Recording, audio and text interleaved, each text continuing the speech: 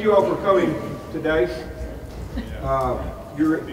Sean Taylor will probably echo. You're in for a treat. You'll be introduced to Shauna here in a little while. This is a day that when Stan Beecham shared that he was coming back to help the University of Arkansas recently ranked #1 golf team, and Sean Taylor, four-time All-American, and Hall of Fame member. And Hall of Fame member. Yeah. We said, well, we'll buy the rest of your time and we'll figure the rest of it out. And Robin Van Zant has decided to put her plank out with a business model called RSVP to Life. She's gone and gotten her coaching, and the people she worked with previously are here, right here, and we thought we should lift her up and make sure you all know what she's doing. Let her host the day. She can tell us what she's doing, and you know, it's hard to start your own business, and anyone who kind of dives back in their 50s with the wisdom and the things they've been through, the adversity they've been through. She has a wonderful partner, Tommy, that has an incredible story that she's a big part of, and she's incredible. A lot of people say she's an angel, and I think she is. Please welcome our host for the day, Robin Van Zant.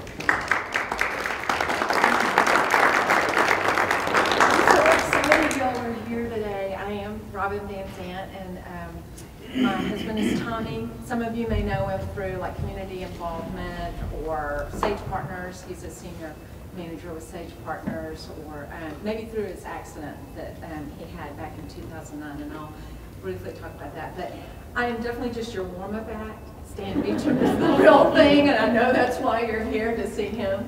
But anyway, I just think they wanted me to just introduce myself real quick and my new life coaching business, RSVP to Life. I'll tell you how I came up with that name in a little bit too. But I'd like to turn it over to Jean so she can give a little spotlight on Multicraft. Yeah, I'm Jeannie Carroll. I have the privilege of working with Stan and Priscilla at Elevate Performance.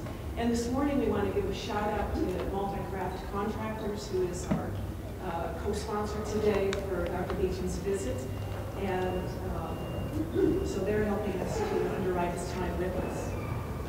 I had the honor of visiting Multicraft early in December, and wow, I'm here to tell you that this is a company that hits on all cylinders. In fact, if I could borrow a definition of good to great from Jim Collins, this is definitely a great company. Their first generation leadership really set this company up to be a sustainable, successful company, and that's where they invested, was in Multicraft's success rather than their own success personally.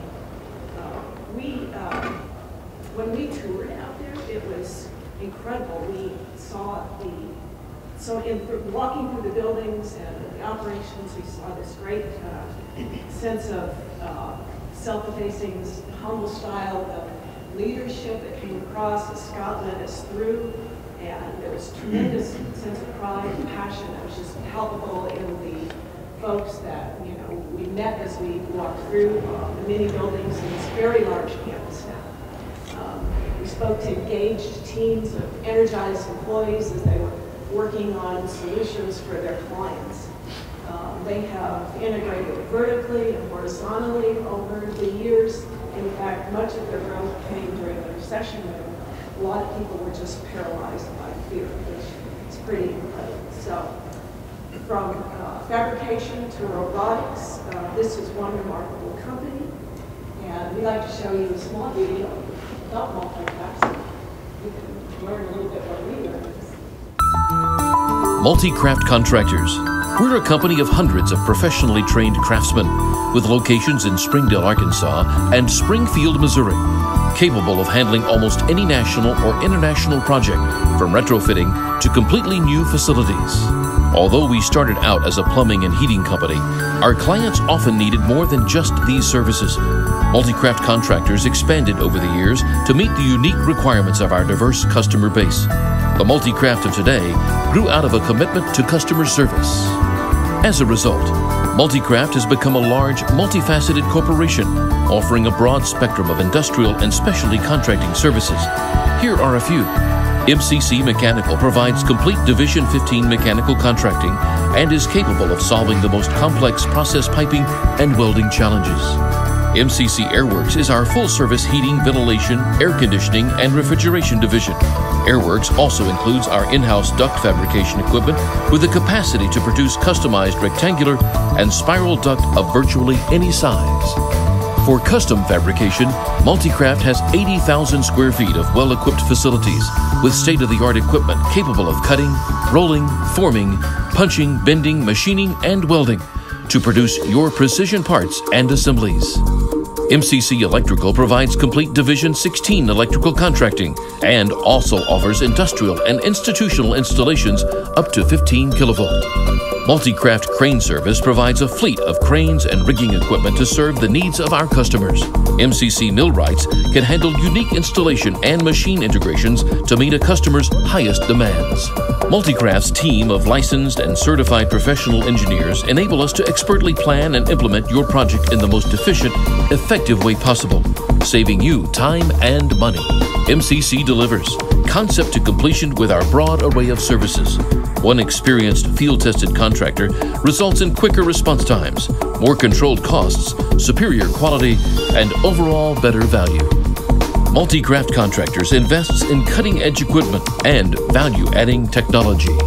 We've built our reputation on tackling those jobs that are unique or particularly complex, projects that other contractors may shy away from. We routinely find innovative solutions to the most challenging problems. Multicraft Contractors is more than equipment, technology, and innovation. Most of all, we're a group of dedicated craftsmen who take pride in providing the highest level of service and performance. It was customer service that started Multicraft's growth back in 1972, and it's still all about customer service today. Contact Multicraft Contractors and let us bring decades of problem solving and innovation to your next project.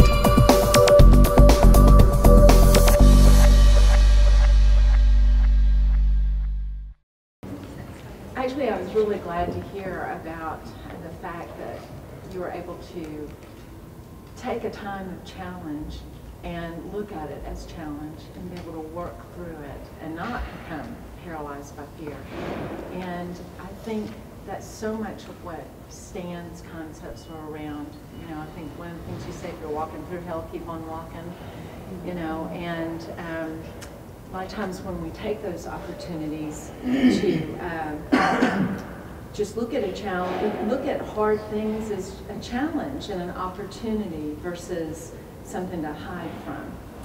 So anyway, that I'm so glad you are here and an example of people who are willing to do that.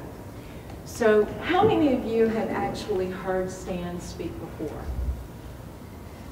The video. Yeah, you've seen the video? Good. Has anybody read his book, Elite Minds? Good, good. I know we have Amy Sorrell here who actually used his book for planning, her 2015 planning. And I've heard many stories. I know Teresa Roth has used it with her son Tyler, who's a basketball player, to use your strategies to change his mindset. It's not about the physical, it's about the mental. So anyway, why am I here? I'm here to introduce my new coaching business, RSVP to Life. RSV comes from my initials, and I added P to life because it means respond to life, and that is my mindset, responding to life. I'll also be able to introduce Shauna Estes Taylor, who has a working relationship with Stan, so she'll be able to tell you a little bit more about the main act and hear a little bit. So I want to use one of my favorite concepts of Stan's, which is do the necessary, then do the possible, and then you'll find yourself doing the impossible.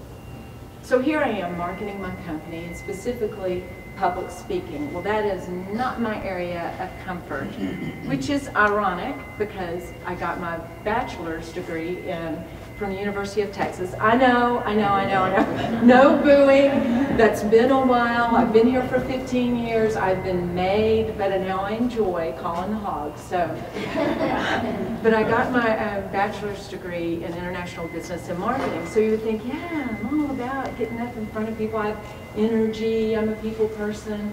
But it's really what I do because it's necessary for you to get to know me and what I'm doing.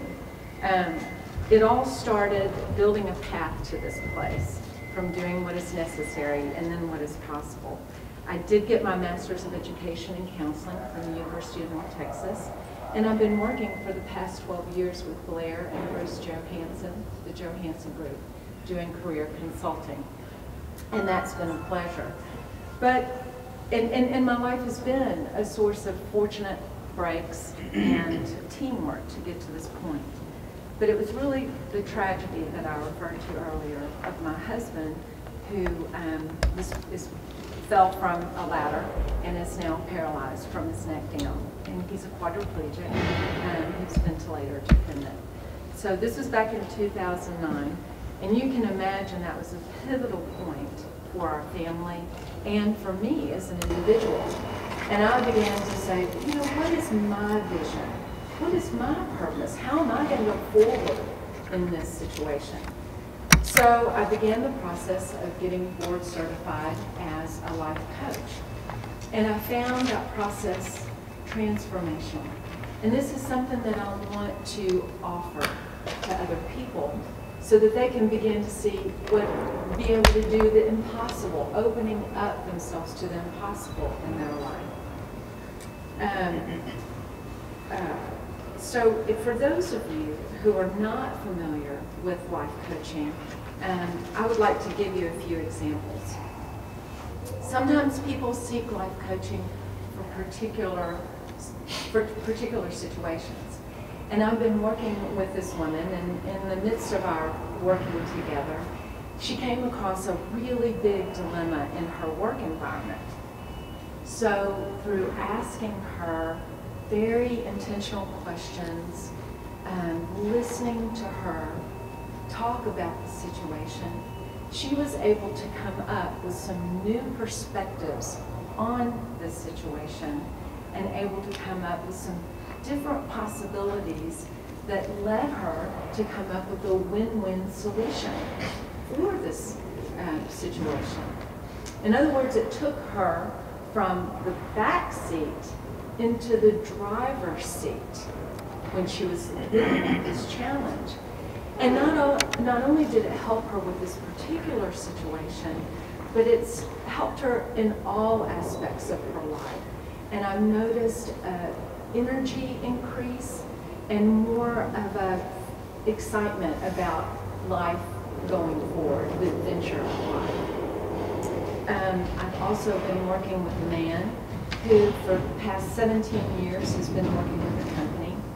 And he is a very hard worker, competent, and so he kept getting responsibilities, more and more responsibilities. But he came to me because he found that really he was feeling unfulfilled and really kind of stuck. So by helping him to articulate what are his needs, what are the values that are important to him, then we were able to create an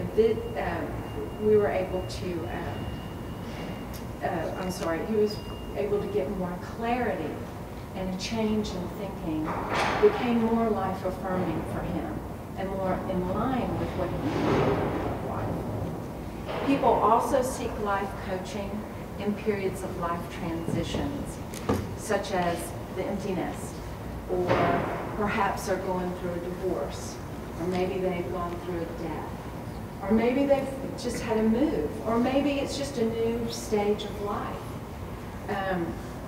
A woman came to me, she was just ready to reevaluate her life and to create a vision for the next stage of life. So through examination of what drains her of energy and what gives her energy, and also what activities and people bring value to her life, she's made some big changes and big decisions that are in line with the kind of life that she wants. Again, putting her in the driver's seat of her life. And that is giving her more meaning and more purpose for her life. So as you see, really the answers lie within each one of these people that I'm working with. It's my job just to help them to see new perspectives and new possibilities, and also to help them create ways to hold them accountable for moving forward to reach these goals. And you know what? The great thing about coaching is it's flexibility. So you can come to my office and we can meet face to face. I love that. I love having the visual and watching the energy and what's going on with you. But if you don't have that ability to do that, we can do a coaching session over the phone. We can plan to do it on your way to work, on your way home from work. We can do it during a break. We can do it even if you're not in your office, you're on your way out of town or you're out of town. So there's a lot of flexibility with it.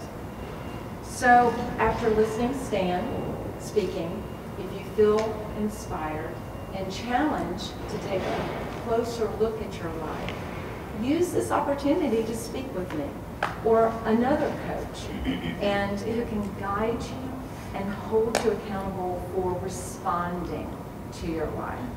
I'm going to tell you that the gift and the adventure, let me say that again, the gift and the adventure of your life is so worth the money and the time that you invest in owning your life. So thank you for listening to the Warm Up Act. And now I would like to ask Shauna Estes Taylor, the winning golf coach of our ladies Razorback team, to come forward and introduce.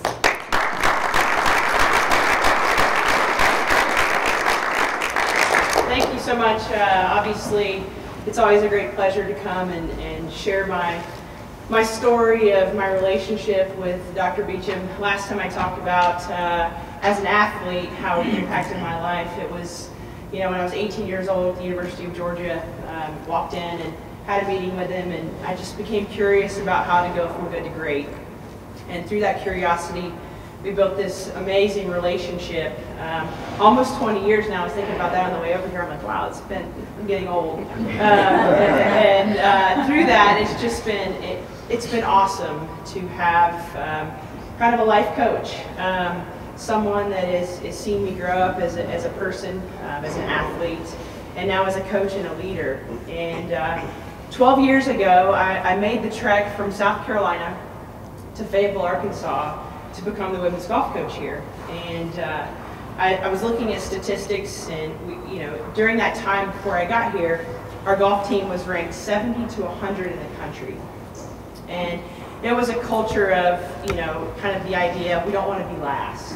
Let's not embarrass ourselves. Let's just be 11th instead of 12th. And that was something that I wasn't comfortable with, and something that I knew that I needed to make a shift in the mentality of, it's not about being a loser. It's how do we win? How do we create an environment that is conducive to that? And I knew that a lot of it has to do with recruiting and going out and getting the right people in place to make that happen. But more importantly, it was about creating a culture that the young women that we brought into could be successful in. And for me as a coach, it's more about creating the journey and creating an environment where they feel loved. They are driven by work ethic, a positive environment, leading by example. I don't ask my team to do something that I'm not willing to get in the trenches and do with them as well. A perfect example is this morning we work out at 6 a.m. I'm at the gym with them because if I'm going to ask them to be there and do that, and we're going to try and win a national championship, I'm going to show that I'm willing to make that sacrifice with them. So I think that's really, really important. But how Stan relates to this journey that I've been on the last 12 years here in helping sort of retrain and build a winning culture for our women's golf team is just like you were just talking about. We all wake up every day with that to-do list of, I have a little sticky note on my desk, all these things that I need to check off before I leave the office. And I think, before I got to the University of Arkansas, they were doing the to-do list. And what they saw was a very below average result. And one of the things that Stan has challenged me to do and implement in my program is one of doing more than the to-do list. And when you do that, you start seeing things happen that you didn't think were possible. And it's been really cool to watch my team implement that. And our sort of motto for my golf team is do the possible. So every day I challenge them to come into our building, come to practice with obviously what I require, but do something more than what's on my sheet for our practice that day. And it's been awesome. And for the first time in 12 years, this fall, our team made it to #1 in the country. And if you would have asked me 12 years ago, was that possible? I'd have been like, we got a long road ahead, but it's been awesome to watch the girls really just embrace that idea. Winning is hard. Being #1 is hard. It's a lonely place. It's a hard place. You fight your whole life to get there, it feels like. And then when you finally do, you want to maintain and sustain over time. And that's the hard part. And it's been, yesterday at practice, I had this drill. We go out on the golf course. There's 15 different exercises that we do out there. And we come in and they do a great job. And every single one of them stays after and does more. And to do the things that we're capable of and that we want to do, and our goals and our dreams of winning a national championship, something that's never been done on the women's side at the University of Arkansas, is hard and it's difficult and it's challenging, and we all have our struggles. But by creating that environment of love and care and work ethic and doing more, we're starting to see some of those what we thought were impossible ideas of championships become a reality. And it's been awesome. And Stan has really helped me, embrace that concept, challenge me by it. So now I have one sticky note with my to-do list and a second one with the more, the things that I need to do extra to give to my team and to prepare them every single day to work towards doing those things that we once thought were impossible. So, Stan has been such a great mentor to me. As I read the book for the first time, Elite Minds, a while ago, I wrote the foreword in the book as well, and I was just so glad that he finally took the leap of faith to write this book and share with people what I've been learning since I was 18 years old. And it's very simple concept. Sports psychology and psychology, I think, is a pretty simple thing, but we don't apply it very often. And we don't really think about it as, we need help. I was just talking to Carlos earlier, and we were discussing, what does a sports psychologist do? And it's really about having all facets of your life in order to perform at the highest level. And that's really what Stan has helped me, keep at the forefront, and then has allowed me to instill it into my team. So he's just a really, we have few people in our life that we kind of let in and know a lot about us, and he's one of those people for me. And I'm so blessed that he's my friend. He's a mentor to me, and he's willing to stand by my side when I didn't think things were possible and give me ways to look at it differently. And I'm just so blessed by his challenges, and just excited that he gets another opportunity to share his wisdom with you guys. So without further ado, my buddy, Dr. Stan.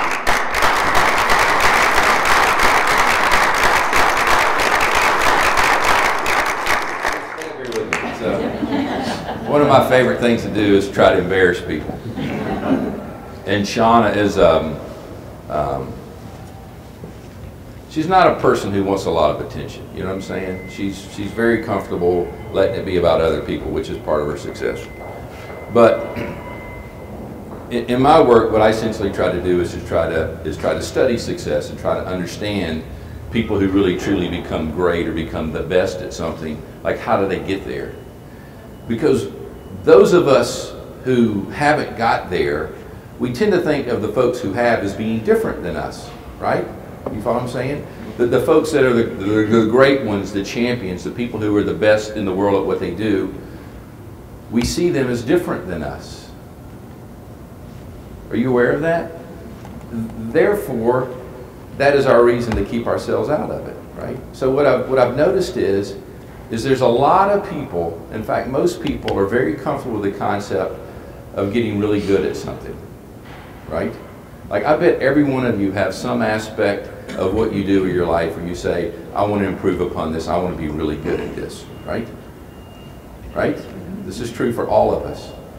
But how many of you right now in your life are trying to be the best at something? Very few. She is, okay? And she's no different than us. Tyler, raise your hand. Okay? But I want you to be aware of that. That most people are very comfortable with the concept of I want to improve, I want to get better, I want to be really good. But very, very, very few people are trying to be the best at what they do. And so then the question becomes is how do you give yourself permission to do it? Right? So I'm going to tell you one of the things I've learned from Sean. And I'm going to try to do it without crying. Because it is very emotional. As you can imagine, one of the conversations that we have is that we talk about the kids on her team a lot and what's going on with them. And she knows them in a very intimate and deep way. And I do, not to the same degree, but we know these kids pretty well, okay? And we know the events of their life that shaped them, and we know what they do under stress and pressure, And every kid that she brings into the program, she sees their greatness way before they do, okay? So what I'm saying is that her opinion, how many kids do you have on the team now? 8. Her opinion of these 8 women is higher than it is of themselves. Do you see that? And the only way that you can get someone to the next level if you're working with them is you have to see that potential. Okay? And one of the things that causes Shauna pain is that when she sees it and the kid doesn't. You see what I'm saying? And it's painful. It's painful to see someone have the ability and the potential to do something and not fulfill it because they don't think that they possess it. And you must be willing to sit with that. Because our tendency is that when we see that is we get frustrated and we push the person away, right? Out of our frustration and anger, we distance. It's very difficult to sit with that person and sit intimately with that person and say, I know you feel like you can't, or you don't believe that you can, but you can, okay? And you're starting to give up on yourself, but I'm not giving up on you, okay? And when you do that with a person, that becomes transformative. That when you have a higher opinion of the other than they do of themselves, that is how you take them to the next place. You understand that? It's a simple but yet difficult thing to do. And Shauna does this as well as anyone I've ever met. Okay? I don't use the word best a lot because I think it's just kind of, you know, it sounds like a commercial. But I've worked with a lot of coaches and she's the best one. And the reason that she's the best is not because she knows a lot of stuff about the golf swing. The reason that she's the best is her capacity to care and become emotionally engaged with these women is higher than any coach I've ever worked with. Okay, if you can measure love, she's like off the chart, okay? And I can't say I totally understand that, but it's true. And I know that it's true because I see it over and over and over again. But that's why you're going to have the best team in the country. And they're in the process of doing it, right? I mean, in a short period of time, they've come a long way. Do you know how many national championships women's teams at the University of Arkansas have won? It's never happened. It's never happened. And it never will happen until you get a group of people or a group of women who believe that it can and will happen. And so that's what's going on. So it's pretty cool and it's pretty exciting. So thank you for letting me embarrass you.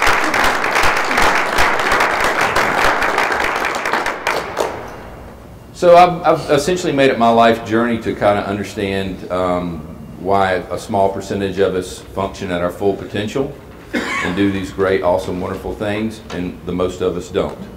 And that's it. And I stay curious about this, and this is what I think about. And this is what I wonder about, is why. All right, everybody turn your phones off. I turned mine off. I know you're important. It can wait an hour. I promise.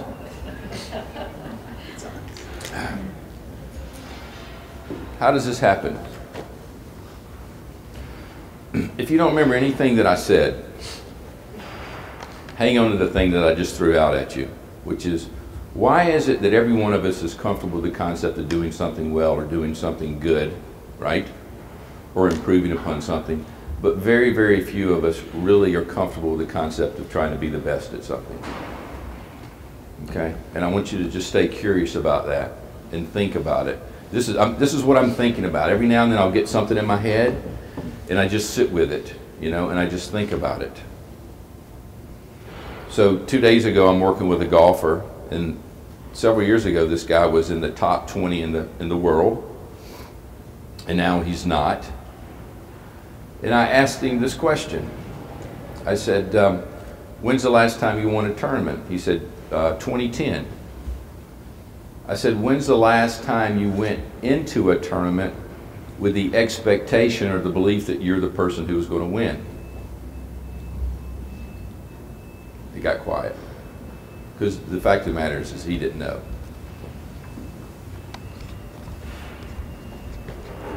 Every one of you have two beliefs that are driving everything that happens in your life, okay? And when you understand these things, and this is what I'm going to spend the next couple of days is digging into it. Once you understand it and you can speak the truth about yourself to it, then everything changes, okay? What I'm saying is, if you want to be successful, the first thing that you have to do, and this is a non-negotiable, okay, is you have to develop the capacity to speak the truth about yourself to yourself. In other words, you can't keep BSing yourself and lying and deceiving yourself. It'll keep you from there. You have to have the capacity to speak the truth to yourself about yourself. What is true about me that I wish was not true? Okay? And you have to go there every day. So what I'm proposing to you is there's two beliefs. Okay? Now, beliefs happen at an unconscious level, and thinking happens at a conscious level, okay? In other words, if you believe something, you hold it as true even when you're not thinking about it. You see what I'm saying? That's unconsciousness, okay? So belief is that which you hold as truth. So in other words, if I said, do you believe in God? So most of you, I'm guessing, would say yes. Some would say no. Then what I'm saying is that belief informs what you do even when you're not thinking about God, right? But you have these same beliefs about yourself, okay? So belief is held at an unconscious level, and the unconscious affects the conscious, what you think about, right? And vice versa. And then what you think about affects your unconscious. So they both, it's a membrane that you can penetrate. Unconsciousness affects consciousness. Consciousness affects unconsciousness. Have I lost anybody yet? Okay. So when I talk about beliefs, I'm talking about these unconscious things that you hold as true, and you carry it around with you, and it affects everything that you do. Okay? So the first belief is one that you have about yourself, okay? And there's only two beliefs that you can have about yourself. And this is where I'm going to start getting some of y'all angry, okay? Because I'm going to say something and you're not going to like it, because what I'm getting ready to tell you is what I believe, and what I believe is not the same thing as you believe, okay? So the part of you that wants to get up and walk out, just sit with that. Don't walk out quite yet, okay? Just give it a minute. Just let it, you know, just percolate in it. Just marinate in this for a little bit, okay? Even though it's going to be a little spicy. Most people have the belief that they are not good enough, okay? I'm not good enough. I'm not there yet. I don't have everything that I need to be full and complete. And here's the language of the not good enough. Y'all ready? This is the part that's going to make you mad. I need to get better. I got to improve. I'm not quite there yet. Okay? Keep in mind, we're a culture that we lift up this concept of you have to always be wanting to get better. Coaches go, let's get better today. And all I'm saying is, if I'm enough now, then why do I need to be better? Because see, here's the deal. Today's game day. You have to play with what you have. So if your belief is that I'm not enough, then you can't do it today. You're waiting for tomorrow or the next day. The problem is the people who hold the belief that I need to get better, at what point do you become better enough to be good enough? And the answer is they never get there. You follow me? It's kind of like with money. People who are saying when I have more money than this, what they find out is that number just keeps getting bigger and bigger and you never get there, right? So now we live in a culture where we have twice as much money as we did 50 years ago. Our houses are 3 times bigger, okay? We have a $22 billion storage business. We have so much stuff it doesn't fit into our house, so we have to go rent a storage space and put it, right? And yet we're more anxious, more depressed, more obese, more addicted than we've ever been. So we believe the lie, and the lie is not working. I'm not good enough, so what do you imagine is the other belief about self? I am good enough. Okay? And what happens is most people think that their opinion of their self determines this. And what I'm saying is you do not determine your self-worth and your value. Even though you have an opinion of it, you don't get to do that. Now let me explain to you how this works. Let's say, for example, I have an opinion of Shauna, okay? And let's say my opinion of Shauna is not very good. And so I'm talking with Tim, and I'm really being pretty critical of her, okay? You with me? Like, I'm really letting her have it. And then Tim says to me, he says, Stan, you know, it's really not your place to stand in judgment and criticize her, okay? There's really no benefit of that, and that doesn't serve you or her to stand in judgment of her and be critical of her. Now, if I'm a reasonable person, I would probably hear that, right? I mean, this is in every major religion and philosophy, which is basically don't stand in judgment of another person, right? Okay. So I go, yeah, Tim, you're right. And then I turn around and do that to myself, okay? Now, can you understand the reason why it would be good for me to not stand in judgment of her? Can you think of any reasons why I should not stand in judgment of her? Anyone? Help me out here. Why is it not a good idea for me to be in judgment and be critical of her? This is not a trick question. You really don't know her. Yeah, I don't know her. There's, okay, I don't know any conscious belief. But why should I not be in judgment of another person? Huh? So then they'll stand back in judgment of me. So then it creates this cycle, right? But it's a destructive cycle, right?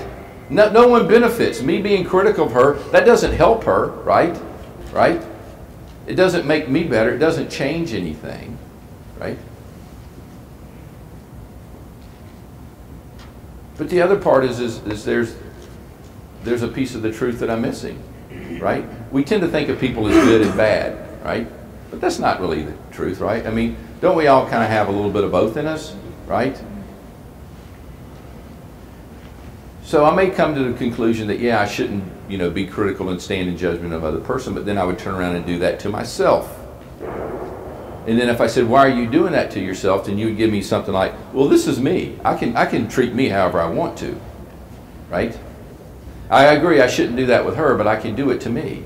And what I'm saying is you shouldn't do it to you for the same reason that you wouldn't do it to another.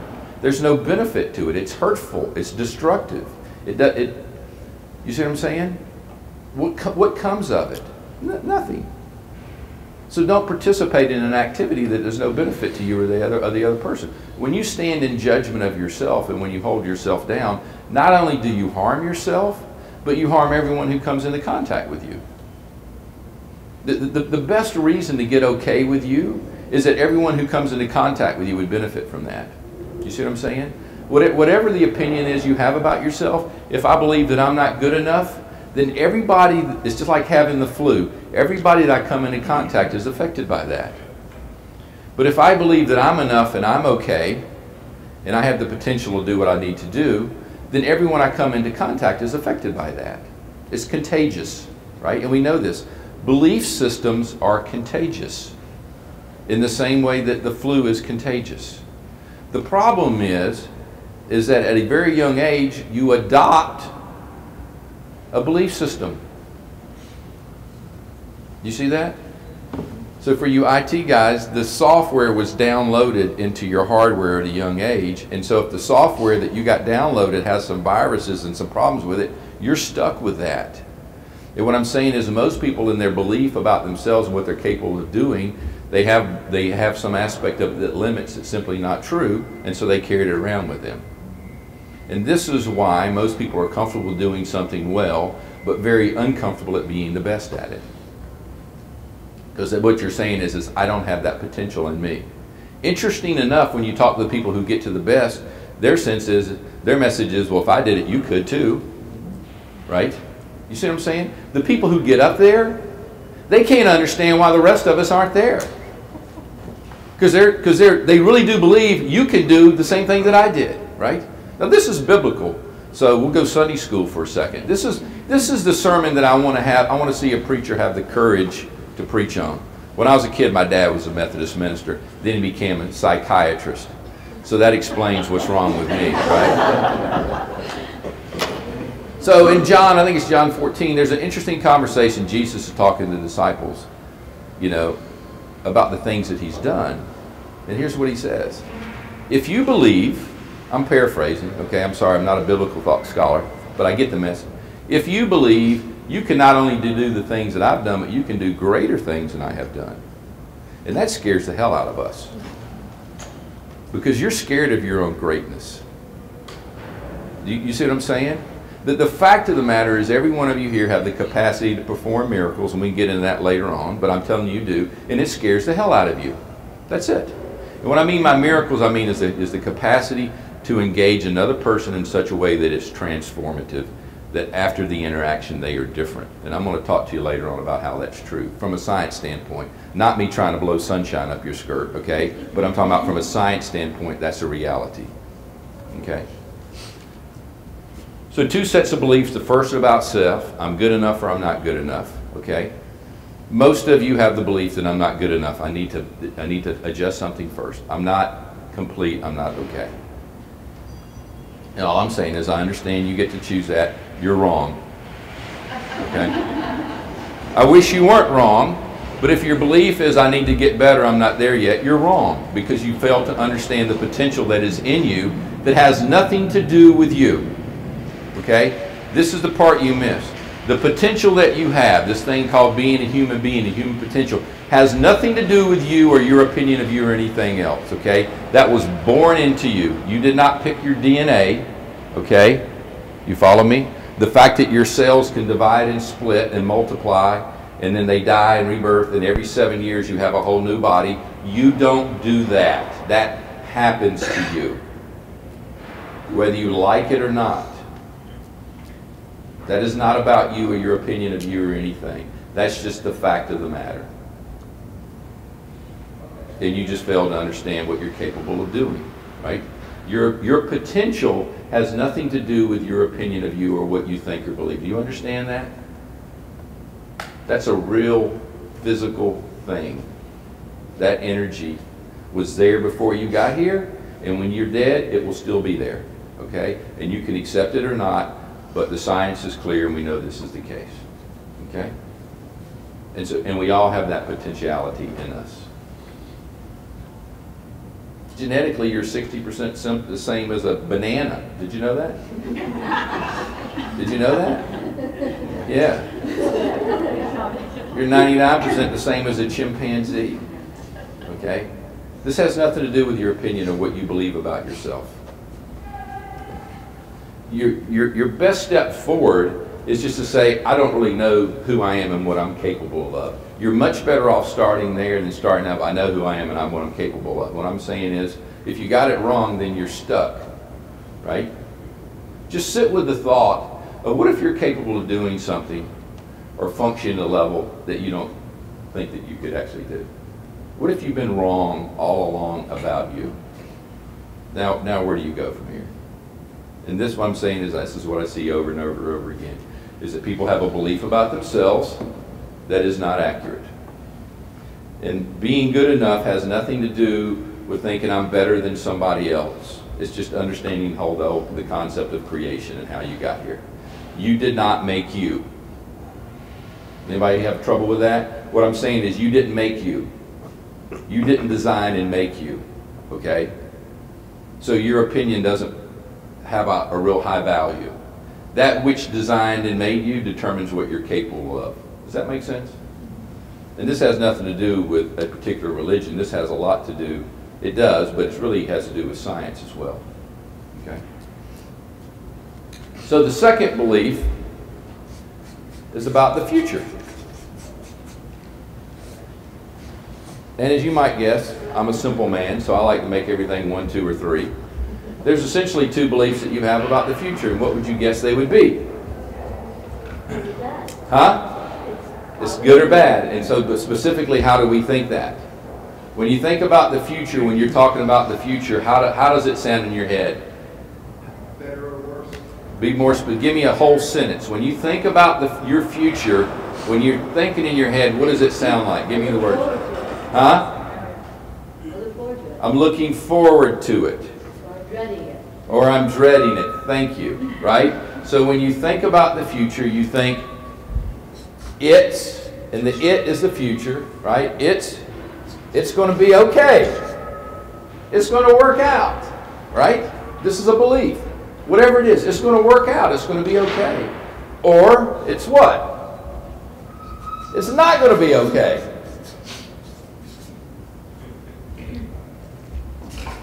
Do you see this? Can you apply this immediately to your life? Just take the next thing that's going to happen, okay? Before every event happens, you begin to think about it, do you not? You can't help but do this. If we were going to take a trip and we're going to a place that you've never been before, does your mind automatically begin to think about the place and what's going to happen? Yes, it does. You can't help but do this. This is your human nature. We anticipate events if we know they're going to happen. And we begin to color it and think about it. And we all do this. So given the fact that you're going to think about the next thing, what are you thinking? You're thinking it's going to be okay or it's not. Or you might even think it's going to be incredible or awesome. Okay? This is expectation. You have expectations. What is an expectation? It's a thought, conscious level, about the future. That's it. If you are a kindergarten teacher, you with me? You got it?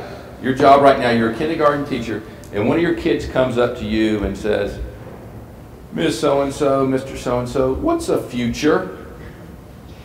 How would you answer the question? What's a future? Can you tell me what a future is? How would you answer it? A future, or the future is it's a time that hasn't happened yet. This side, come on. What would you say the future is? What would be your definition? It's what's going to happen next. It's what's going to happen next. Okay, anyone else? But be more specific. What is the future? Is it a thing? Can you show me a future?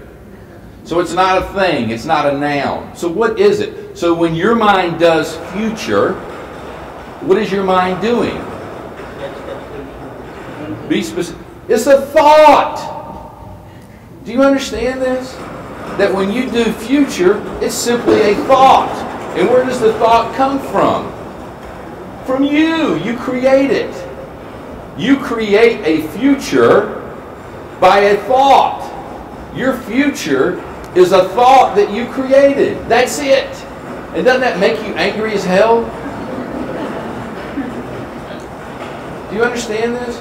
Look, I'm not like making this up. If you disagree, speak up, right? Have we got this wrong? Is that not what the future is? Is a thought that you have about something yet to come. But you create that thought. You make it. The whole thing. So where does thoughts come from? Where does consciousness come from? Unconsciousness. It comes from your belief system, right? So if I believe it's not going to be okay, then when I think about the future, what do you think I would create? A not okay, right? Does this make sense? This is very simple. This is how it works, guys.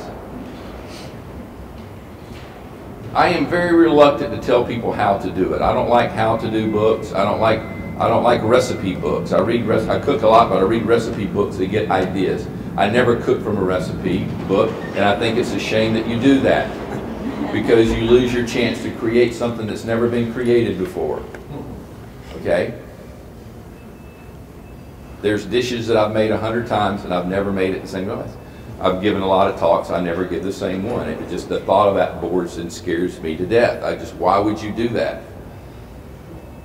You follow me? What is the future?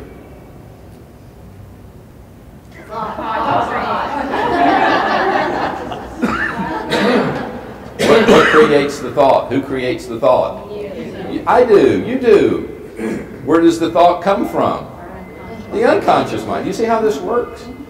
This is true for everyone. If you're the best in the world at something, okay, the process of creating future is the same as if you're, you know, wanting to commit suicide, okay, or you believe that you're stuck.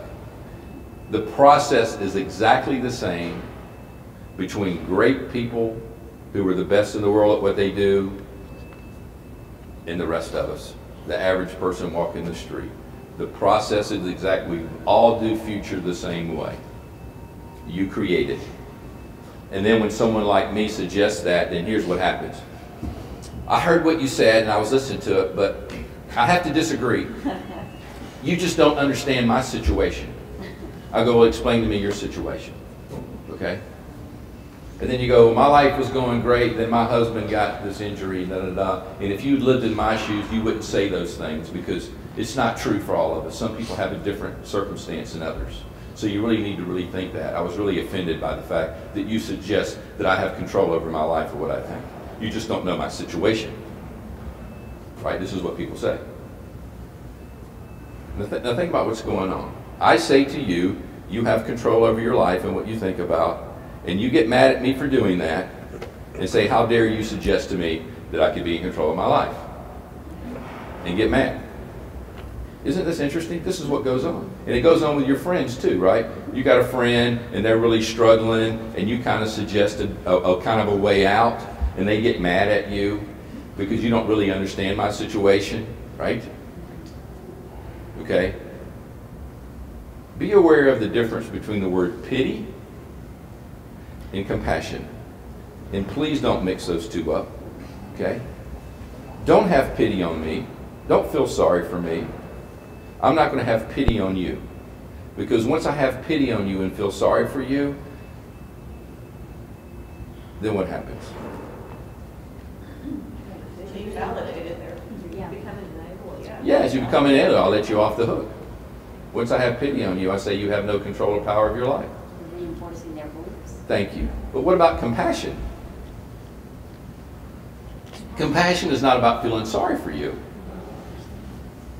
Compassion is about understanding that we're all in this soup together, okay? We're all having a similar experience to some degree. Most of our experience is exactly the same. And from time to time, life sneaks up behind you and knocks the shit out of you, knocks you down, steps on your throat, tries to kill you, right? It hurts. And so we should have compassion for each other because your turn's coming. You've probably all had a turn, you're old enough to have a turn, and you'll have another turn, and everybody you know will. And when that happens, we give them compassion. That's all.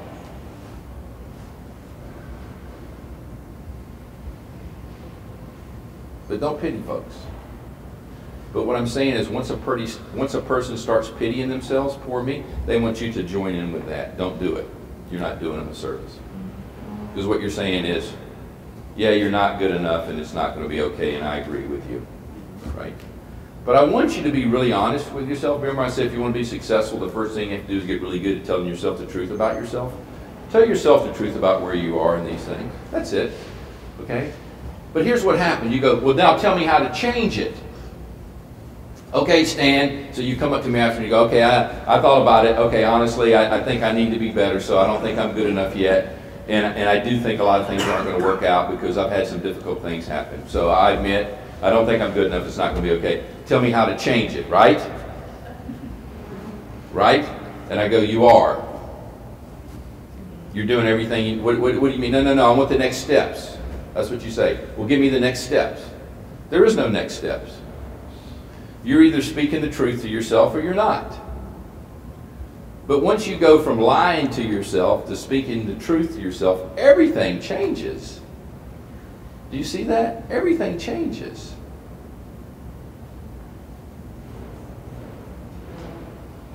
There's nothing more powerful in the process of change, of going from an untruth to a truth. That is the most powerful thing you can do in transforming or changing your life. Just speak the truth to yourself.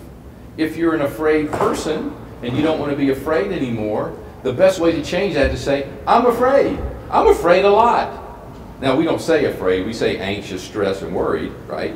Because especially guys, we don't want to say we're afraid, but you'll talk about how stressed you've been. It's fear, guys. It's just another flavor and way of dressing it up, okay? Fear shows up a lot of different ways. Anxiety, stress, worry, it's all fear, okay? So when you find yourself in that place, what I do to myself when I find myself in that, I say to myself, what are you afraid of, Stan? And I make myself answer the question. That's it. What are you afraid of? Oh, I'm not afraid. What are you afraid of? And just tell yourself what you're afraid of. That's how you change it. Yeah, but what's the next step? Repeat step 1. Tell yourself the truth about yourself, and then tell yourself the truth about yourself. And then step 3 is tell yourself the truth. And what do you think step 4 is? Keep telling yourself. That's it. That's how you change it. You just speak the truth about it. But I know you want something more fancy, and I'm sorry, I don't have it for you. You're going to have to go, that's another talk, that's somebody else's book. But we want to know, okay, now give me the steps to it. No, there's just, you're either speaking the truth or you're deceiving yourself. That's it. Get really good at knowing what you're doing. Right? You guys familiar with the 12-step program? Right? So when I started off working in clinical, my brother here worked at Chart, Blair. He worked at Chart. You know, I worked, when I came along, Charter was real big. They had psych and substance abuse treatment stuff, and they had these great commercials. If you don't get help at Charter, get help somewhere. And I said that to him, and he kind of laughed. But they had this really compelling advertisement. But so what's interesting is, let's take alcoholism, for example. 75% of people who recover from alcoholism don't get any treatment. Only 25% do. Okay? And there's a lot of beliefs about why you're an alcoholic, right? It's a disease, and we got these really smart people, much smarter than me, who write long papers, and they have very compelling, and it's just like religion. You pick the one you want to believe, okay? But in the 12-step model, there's 12 steps. And there's a first step, and what is the first step? Can anybody tell me? Not that any of you guys know anything about alcoholism, but you have a friend who told you about this, okay? None of you would have ever sat in a 12-step program. I used to have to, because when I worked in the hospital, I had to take all the teenagers down, and so I've sat through a lot of them. And it's very educational, and entertaining, both. But what's step 1? Anyone? Admitting you have a problem. Admitting that you have a problem. Is there another piece to step 1? And that you don't have the ability to fix it yourself, that you're powerless, right? So step 1 is I have a problem and I've been unable to fix it myself, which is another way of saying, and I need some help. That's it, okay? Now what's interesting is what percentage of people get past step 1? What percentage of people who have a drinking problem admit to themselves they have a drinking problem, they can't fix it? All of them? No. Most of them don't. Most of the people don't tell themselves the truth about themselves. But once you get past step 1 and you say the truth to yourself, then everything else changes. Like if you get past step 1, like would you agree with this? You got a pretty good chance. Like if you say, man, I drink too much, I've destroyed a lot of things in my life, I've really created a problem, I don't have the capacity to fix this. If I don't get some help, I'm going to kill myself. If you come to that truth, you got a pretty good chance of success. And the 75% of people who do it on their own, that's basically what happens, is they go, okay, I admit I drink too much, I have a problem, and I need to cut back. And they do. Why? Because they told themselves the truth. That's it. There is transformative power in speaking the truth. Do you understand that? And that applies to you. When you speak the truth to yourself about yourself, it has transformative power in it. Just like there's tremendous destructive power in speaking the lie, right? You know what I'm saying? Like people have told you lies about who you are and what you're capable of, and because you accept those as truth, it limits you. And it's not, and you're not a bad person, okay? But we all do this, okay? Our belief system we were programmed with. When you were young, you were told that you were cute or not, that you were smart or not, that you were pretty or not, that you were whatever enough or not, okay? By people who really cared about you, a lot of times, sometimes not, and you believed them. My mom wouldn't lie to me, my teacher wouldn't lie to me, my dad wouldn't lie to me, my grandmother wouldn't lie to me. But what they're telling you is what they believe about themselves. Do you see that? When you're indoctrinating a child, whoever's doing the indoctrination, all they're doing is taking their belief system and injecting it into you. Does that make sense? Right? So this is why most of us have the belief systems of our parents, whether it's politics or religion or what we, you know, are people fundamentally good or bad. Somebody taught you that and you accepted it as truth. Makes sense. How else would you know? Right? So when they tell you there's Santa Claus, you believe them. And when they say there's Easter money, you believe them. And when they say that you can't do something, you believe them. Why would you not? These are the people that fed you, that took care of you, that kept you alive. Why would they lie to you? Well, they don't lie to you. They just don't know the truth. They don't. If I don't know the truth about me, see, this is why you need to get your stuff together. Because if you get your stuff together, then you can help other people get theirs together. But if you don't fundamentally know who you are and what you're capable of, how in the hell do you do that with anyone else? You can't. Even if you want to.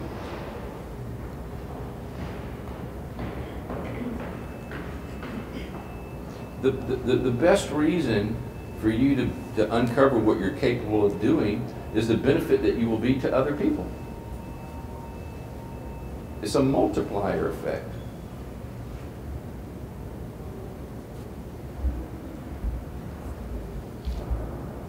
Because whatever it is that you believe, you're going to put it out there like, you know, like pollen, right? You're going to, whatever it is that you believe and hold as truth about yourself, you're going to cast that out there and it's going to hit everybody around you.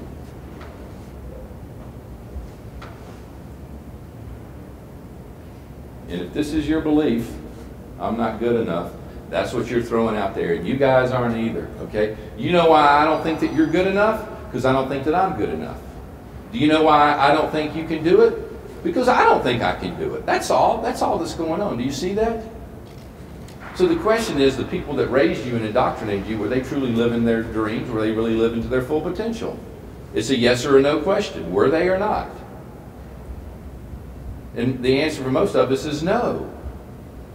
So they can't give us something that they don't have, right? You can't.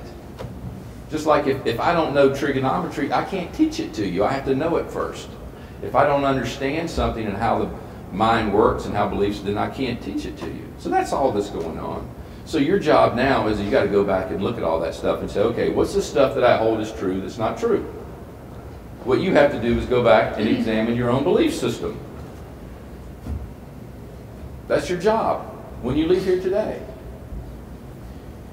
I'll tell you how to do it. It's very simple. Some of you guys have paper and pencil. You just start writing down what you believe about yourself and the world. Just begin to make a list. That's it.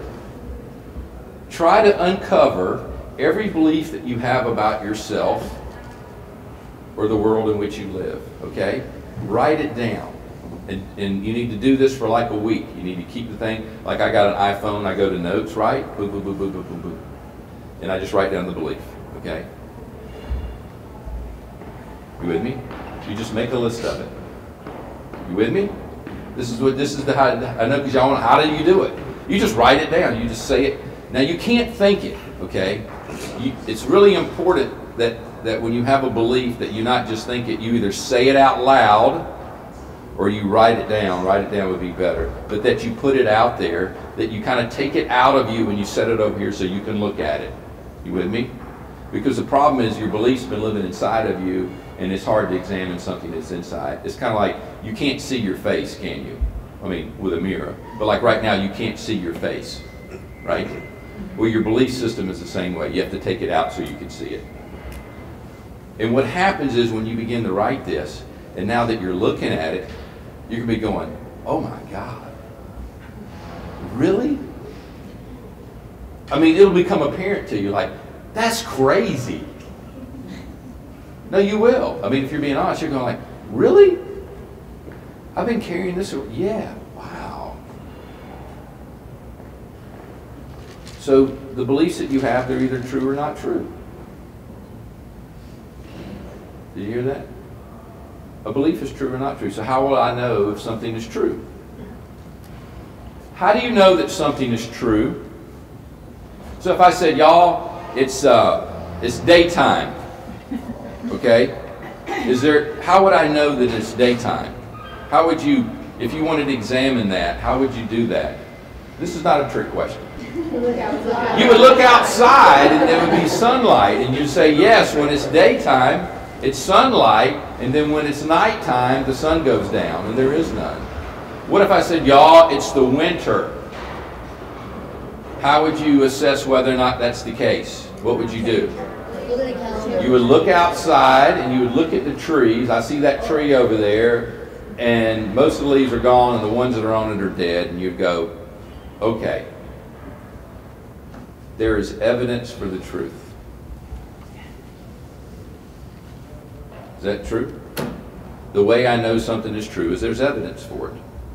So if I believe something that's not true, there's no evidence. So if you say, I don't believe I'm good enough, then what is the evidence that you're not good enough? And what most people come back with is their evidence is simply their own opinion. That's their evidence. It's very subjective. Well, I'm not good enough because I don't think that I'm good enough. Really, that's what we're going on. That's all you got, right?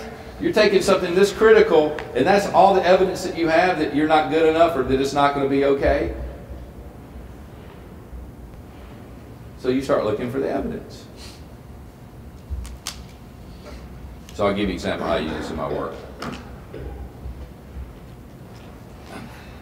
So I'm working with this golfer, and she's been on the tour. This will be her 5th year on tour. And she hadn't broken into the top 60. In fact, she's been kind of 60-something for 4 years. But Shauna knows her, but when she was in college, she was quite good. In fact, she was the NC2A individual champion. Okay. Is it fair to say in amateur golf that Division I college women's golf is pretty much the most difficult? It's the highest level of amateur golf. Okay. So as an amateur, as a 19-year-old, she wins the whole thing, as did Stacy Lewis the next year or the year before? The year before, who's the #1 player in the world.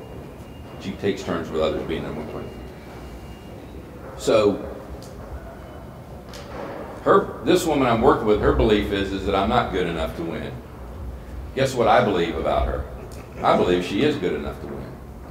So what I'm suggesting to her is that there's evidence.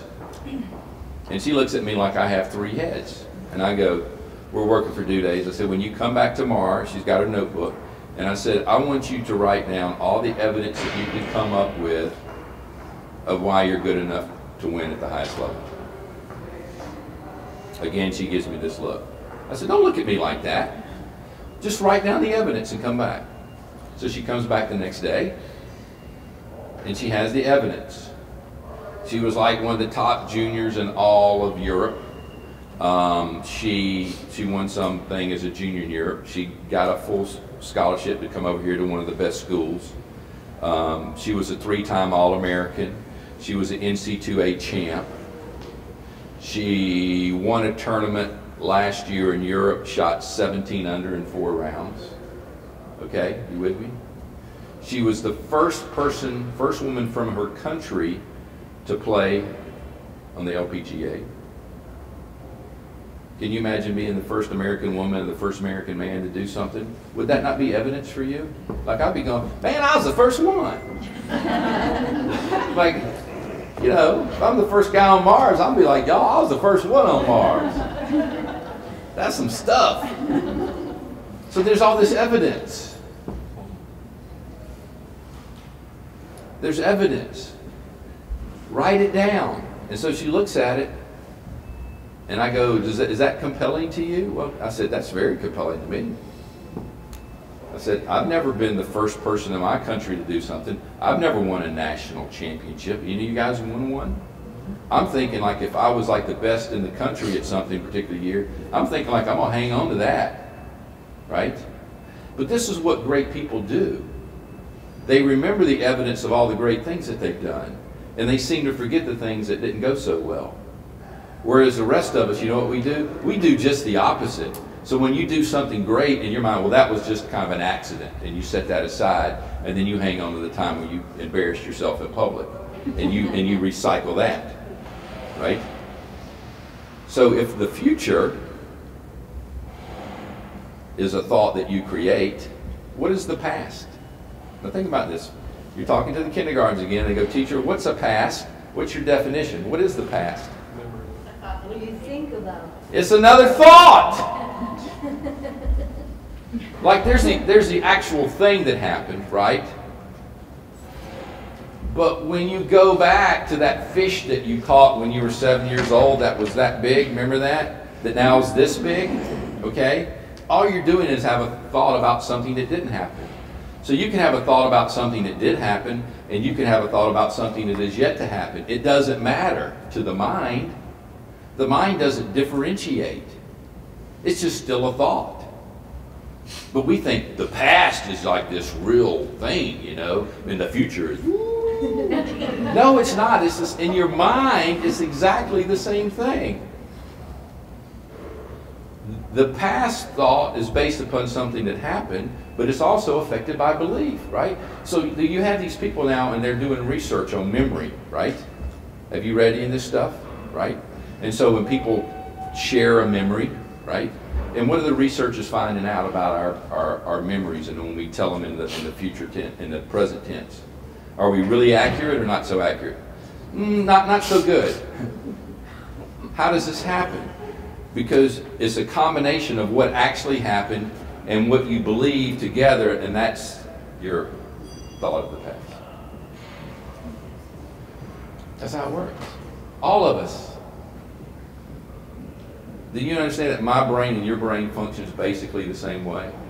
Just like the engine in your car and the engine in my car, kind of how it works is kind of the same thing. Yours probably faster than mine, okay? Because I got this little Nissan rental car that sounds like a sewing machine, okay? Top speed's 30. It's like a Flintstones car. I'm doing my feet like this, you know? You get going. But yeah, I mean, this is how it works. The past is a thought that you create in the now. That's how you do past. You do past in the now, right? Yeah. And you do future in the now. The past and the future are a thought that you create right now. That's it. Understand that. So do I get to pick what I want to think about when I do a future? Yes. And when I think about the past, can I pick from a whole list of things that happened to me? Yes, I do. I get to pick. So given the fact that I get to pick, what are you going to pick? Right? So with golfers, what you do is you find out when they're struggling, they think a lot about bad shots, right? And when you're playing really good, you remember the great shots. But every golfer, if you played enough, you've got both, right? But I'll say to them sometimes, you know, they hit a bad shot, and I go, I can tell you how to fix that so that you never hit another bad shot again. Really? Yeah. I said, you got to quit. If you don't ever want to hit another bad shot, just quit. That's how you do it. Guaranteed to work. So what do you remember?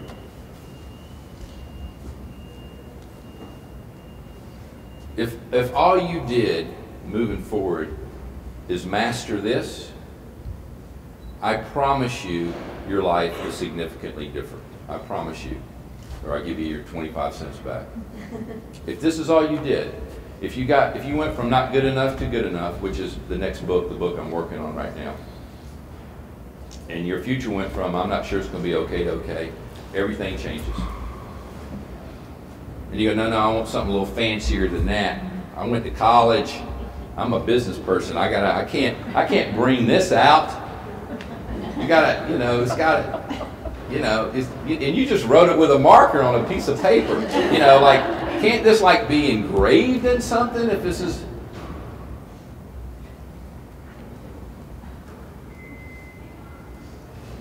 Do you want it to be more difficult? I mean, really, honestly, don't you kind of? Right? Don't you want to be like, okay, what's on the next page? That's what's on the next page. But don't you want it to be a little more fancier than that? Than the belief that I believe that I'm good enough or I'm not? What I'm saying is people who are the best in the world, who are great, they believe that they're good enough. But they don't think that they're better than you. They just think they have everything that they need. You see what I'm saying? You don't think you have everything you need. That's the competitive advantage. They're like, everything I need, I got it. My brother was out in Phoenix a couple weeks ago. We went to high school with a guy named Tony Phillips. Anybody Major League Baseball junkies? Tony Phillips played for a number of teams for a number of years, had a long career. And so my brother's out there doing some work, and Tony said, come stay with me. So we were back, and he goes, you know, Tony's got all these ideas, all this stuff he wants to do, and it's really interesting. And he said, you know, it's just really interesting to me how he talks to himself. Like just what he believes about himself. And I said, well, give me an example. And he said, well, one of the things that he said, he was out there for like 3 or 4 days. He said, one of the things Tony kept saying over and over again is, he said, Steve, he goes, I don't know why it is, but things just always work out for me. Now think about if you believe that. I don't know why it is, but things just always seem to work out for me. They just do. I can't tell you why, but the evidence suggests to me it just works out for me, okay?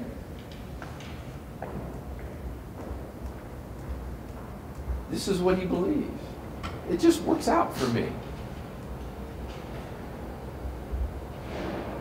I don't know why it is, but things seem to be harder for me. I just can't get a break, you know?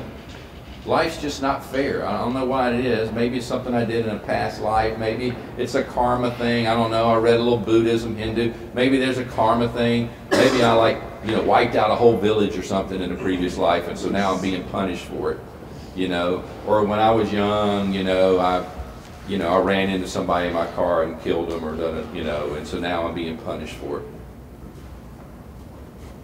It's a belief.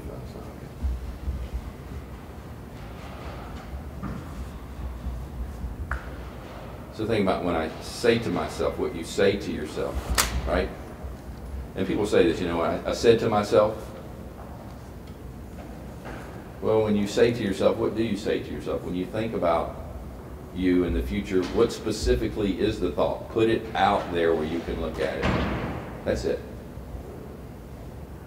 In fact, can you talk further before you end on the number of positive thoughts you have with yourself and negative thoughts? Oh, you remember that, right? You like that? Yeah, so basically what happens is that you have a thought which you create, okay? And it falls into these categories, I'm good enough or not enough. And so what we know now from doing the research is that you can actually measure these, right? Right? Because these are events that happen in life. And so you can take every thought that you have about yourself or your life or what's going to happen to you and basically view it as a positive or a negative, right? So I can as a positive, I can as a negative. You with me? And so you can measure these things. And so you can also measure it with like coaches or parents or people in the workplace, what they say, right? So what I say to coaches when I speak to them or business leaders is what do you do for a living? And then they start talking about I said, no. What do you actually do? And the answer is you talk to people, right? This is what you do. What Shauna does for a living is she talks to her players and she communicates stuff to them and to the coach. But most of what she does all day long is has conversations, oral or written, right? Now she'll sit at her desk and like do some planning and some paperwork kind of stuff. But for the most part, that's what she does. So the difference between a really good coach and a not so good coach are the conversations that they have. Are you aware of that? The difference between a really good leader and not so good leader are the conversations that they have with people. In other words, what they say to them. The difference between a person who's achieving greatness and a person who is struggling is the what? The conversations that they have with themselves. That's it, guys. There's no magic here. Once you understand this and get it, then you'll start paying attention to what I said to myself. That's the change that you're looking for. I'm sorry it's not fancier for you. I really am, okay? We could do a 16-week program and we could charge a lot of money, but it's a waste of time and money. That's the deal. You're just changing the conversation. And when you change the conversation with yourself, then what happens is the conversations that you have with other people change. If Shauna believes that she's good enough and it's going to be okay, do you see how that would affect the conversations that you would have with her athletes? Does that make sense to you? If you're a parent, if you're somebody's mom or dad, and you believe that you're good enough and it's going to be okay, can you see how that would affect the conversations that you would have with your child? Yeah, it's a no-brainer, right? I mean, this is not hard, tricky stuff. So that's the deal. So what you find is that most people, there's kind of a balance, right? I'm stupid, I'm an idiot. No, I'm okay, I'm smart enough. And so you can measure these things, okay? So what we notice, and this is when I said earlier about your capacity to perform miracles, and I know some of y'all checked out on that, because I saw your eyes roll up, like, oh gosh, this guy really has forgotten to take his medicine this morning. It's like, dude, don't break the capsule in half. You need to take the whole thing, because you're losing it. Because I said to you that you have the capacity to perform miracles, and I'm going to show you how it is. And this is scientific. This is not like some jazz I made up. So what happens is, when you speak to a person, okay, they hear what you say. The way the brain works is there's neurotransmitters between the cells, right? This is science. This is not something I made up. And those neurotransmitters, or when you take drugs for depression, anxiety, schizophrenia, it affects those, right? Norepinephrine, dopamine, serotonin, right? So when you take Prozac, what it does is it keeps the serotonin out in that synapse longer, and then you feel better. So they say. Okay? But what happens is that when you speak to a person and you say, you look really nice today, you look lovely today, okay? That changes their brain chemistry. You see what I'm saying? Right? When I say to Shauna, you're the best at what you do, assuming that she thinks that I'm being truthful with her, that changes brain chemistry. That creates a physiological difference in her body. And what I'm saying is that is the definition of a miracle, is that when you change something without doing it. At the same time, if I go, you're not going to wear that today, are you? Really? You're not going to go for that job interview, are you? You really think they're going to hire you? I mean, come on, man, let's be real. That kind of stuff changes brain chemistry. So what you find with bosses, when you get about 3 to 1 positive to negative, there's a power that happens that is transformative, right? So if you take someone like Shauna, how do you go from being 100, what do you got, 300 and something teams? Did y'all know that? There's 300, how many? 350. There's 350 Division I women's golf programs. And when you go to 100 all the way up to 1, and you're floating around in the top 5, how do you do that? Okay? Because if we went to these 350 golf practices today, is it safe to say they'd be pretty much doing kind of the same stuff? Like the equipment that they have, right? The balls that they're hitting. The facilities would be a little bit different because they got a great one now. Okay, the facilities would be a little bit different. But in terms of the drills and what they do, it would look pretty similar, wouldn't it? But what would be different is the intention. Right? Like, why are you doing this? Like, you're going to go to work today, and what you do is going to look like what you do. But if I said, but why are you going to work today? Like, why do you do what you do? If you don't have a compelling why, if you say, well, I'm going to work because I need to make some money, man, and I got a family to take care of. Think about that. That's your why. That's going to lead to greatness. That's how you become the best in the world because I got to get paid here. It's not going to work. Because at some point in time, you're going to realize the fact, which is, I have enough money. I got rent covered. And now you still have to give yourself a reason. Right? So what happens is when people give themselves the permission to do things that they've never done before or pursue being the best in the world at something, it changes the whole experience of the doing. You see what I'm saying? When people are sitting at their desk working, they're not having the same experience. They're having very different experiences. And when people understand that they're good enough and it's going to be okay, those beliefs change the experience of everything that you do.